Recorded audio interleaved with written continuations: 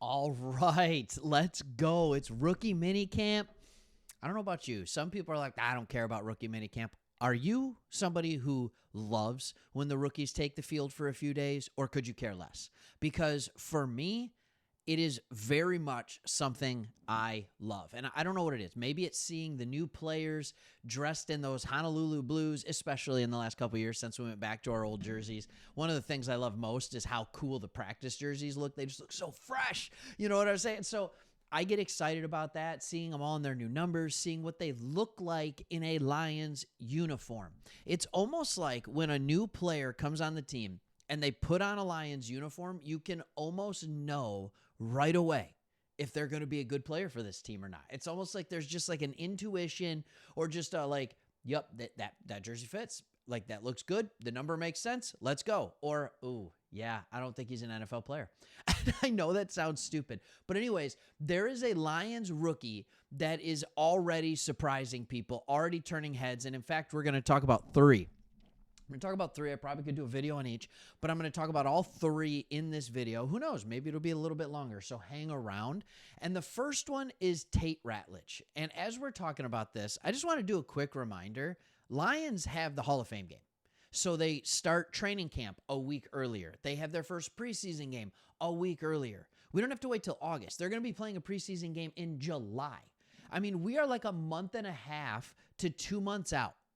2 months out from them taking the practice field for training camp. Isn't that nuts? Like NFL football is right around the corner, and we're going to be talking about it from here until then and beyond. So here's what's so impressive about Tate Ratledge, but I don't know if this says more about Tate Ratledge or if it says more about the Detroit Lions. Tate Ratledge, in his first day at rookie minicamp, spent more time playing center than he did guard. Now, let's talk about what this means and what it absolutely does not mean. All right, what it does not mean is that he is replacing Frank Ragnow. That is not it. Frank is our center. He is arguably the best center in the NFL. But it does do two things, and I want to talk about those. The first thing it does is it makes Tate Ratledge have a complete understanding of the offense and even what the defense is trying to do like that.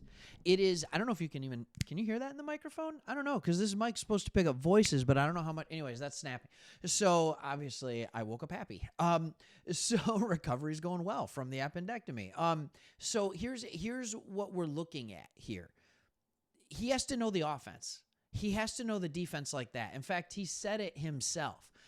He says it right here. He goes, when you're playing center, you've got to say a lot more. You got to know the safety rotation, stuff like that. Know where the point's going, Ratledge said. At guard, most of the time, you're listening to the center to tell you where to go. At center, like I said, you're telling everybody else where to go. And what that means is a completely different way of viewing things.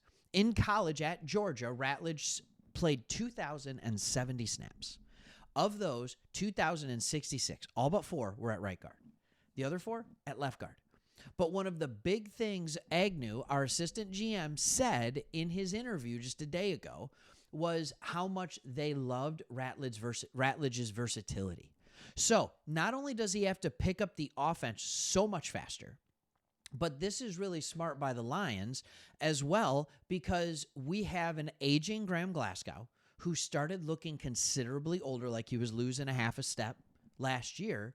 And our solution at backup center last year, whenever Frank would get hurt, is Graham Glasgow would move to center, and then you'd have Coyote Iwashika come in and play guard. And sometimes it depends. If Graham Glasgow's back to right guard, he moves into center, and then Mahogany would end up having to move to right guard, and then Iwashika could come in at left guard. Anyways, there's all kinds of crazy things that might have to happen. Well, what if Ratledge can just do it? Or what if Ratledge wins the position at guard, so then Graham Glasgow just comes in at center? These are the kind of things that you're thinking about with the rotation, but you also have to think in the future. What is Ratledge going to be in the future? Is he our future starting guard? That can also play center just like Graham Glasgow? This team very much values the center position. So having someone that can play that at a high level is very important. Do they view him as the future at center, at guard? I don't know. My thought, they view him at guard.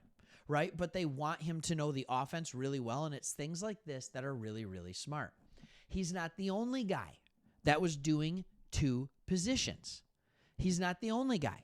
All right, Frazier, our rookie guard out of LSU, our 5th-round pick. All right, he played all over the offensive line last year. All right, he made starts at every single position other than center. And so he, in practice, has been playing in right guard for the Lions and at right tackle. So he also is doing both of those things.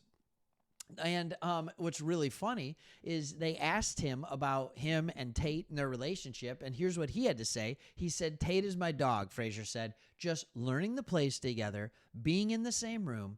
I feel like we both could push each other. Him playing center and me guard, him playing center and guard, me playing guard and tackle."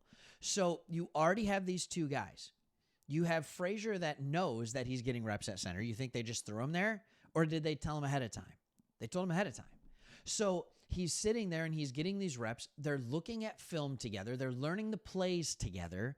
And they're doing all this while having to prepare for 2 positions. It just means you're giving them a bigger binder, right? It means you're giving them more work, and they're stepping up and they're doing it. All right. He said, this is another thing that Agnew said. He said, these guys, you understand how much these guys can do mentally when you go through the scouting process and you vet them and you find out how much they can handle mentally. Both of those guys can handle all of it. We feel good about that. They do, and that's why they're putting them at both positions, and they look good. Now, it's hard to know how well an offensive lineman is going to play when it's an 11-on-11 walkthrough, but you have to love the idea that they're already letting them handle multiple tasks. It shows a level of trust from day one that's really, really impressive. All right, speaking of trust, speaking of different things, and going to the other side of the line, into the D line, my big 3 takeaways from day 1 of rookie minicamp were Ratledge and Frazier both playing in 2 different positions and learning 2 different positions. I love seeing that. Okay, and then my other one is that defensive end, Ahmed Hassanin, like however you, the dude's legitimate. And if you don't believe me, I'm gonna just play an audio clip for you here. He was asked a question. You'll hear the question first and then his response. And quite honestly, it is just remarkable. And it's like, please tell me this. You can't not say that this is a guy that you want on your team. Take a listen.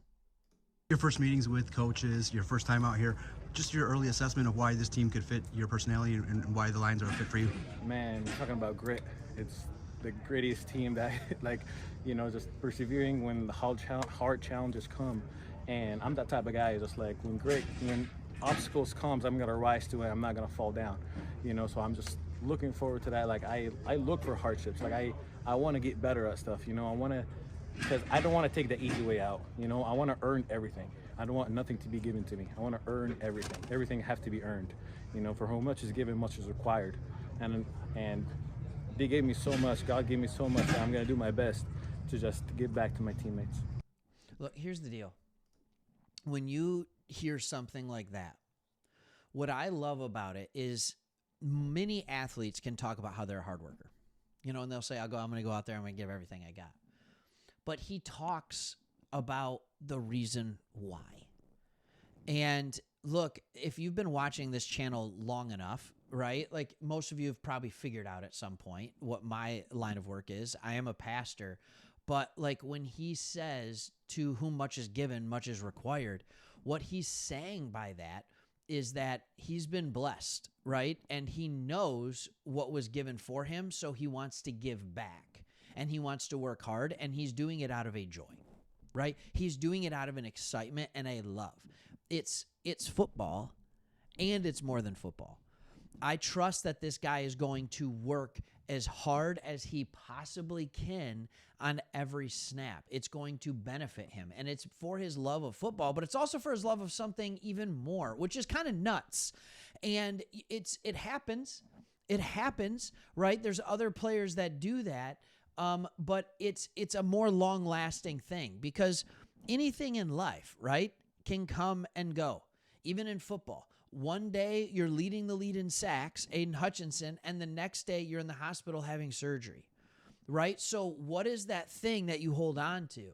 And this isn't a question for him. I mean, he's a young man, but this isn't even a question in his life right now.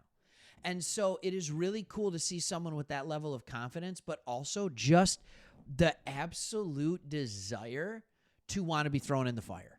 Like to want to go and put in the hard yards, as you want to call it, right? Or to put in the hard work and just say, I don't want the easy way out. I want to earn everything. How countercultural is that today at times? So many people are just like, no, I just want the easy thing.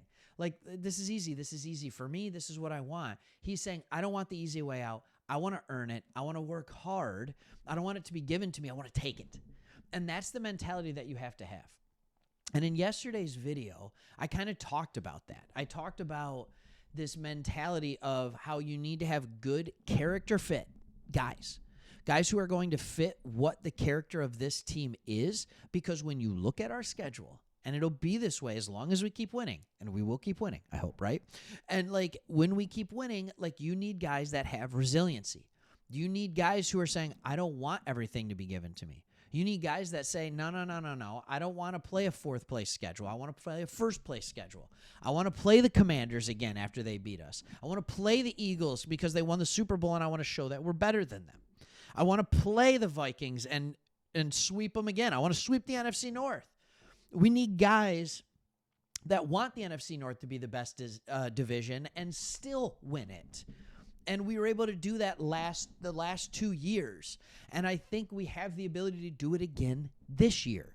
So that's the kind of players you want. I feel like we have 3 players that already are willing to do whatever it takes to earn a role on this team and help this team moving forward. All right. Hope you enjoyed the video. Hit that subscribe button if you watched, especially if you watched till here. I mean, come on. And we'll see you on the next one. See ya.